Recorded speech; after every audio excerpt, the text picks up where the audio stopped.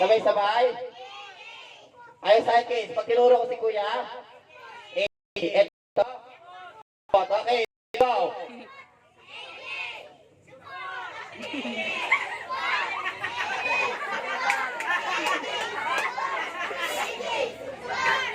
Totoo ba yun? Sagot ka ba? Hindi, joke lang kuya. Siyempre kuya, gusto mo talaga matuto mag-magic?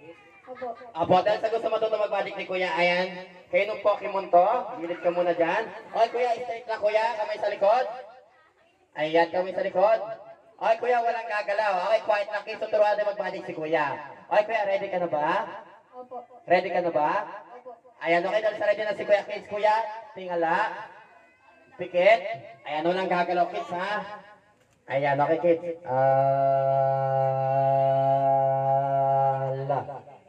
Walang tatawa, kids. Walang tatawa. Wait lang.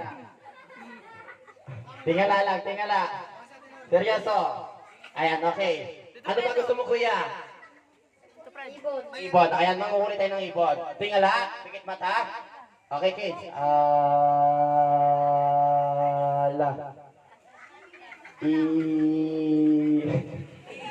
Wala. Tingala ka lang. Ayan, diretso. Okay, one more. Ibon. Lumabas ka. Ayan, okay, tingala ka lang kuya, walang pipikit para hindi maabulaho yung ibon. Ayan, okay, one more.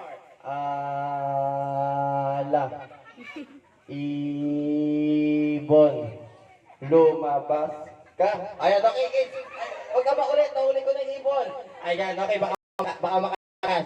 Ayan, okay, kuya. Ayan, okay lang ba kuya? Describe ko yung ibon mo. Ayan, okay lang, wala maingay kasi describe natin yung ibon ni kuya, ha? Okay, diretso ka lang, kuya. Ayan. Yung ibon mo, kuya, maliit.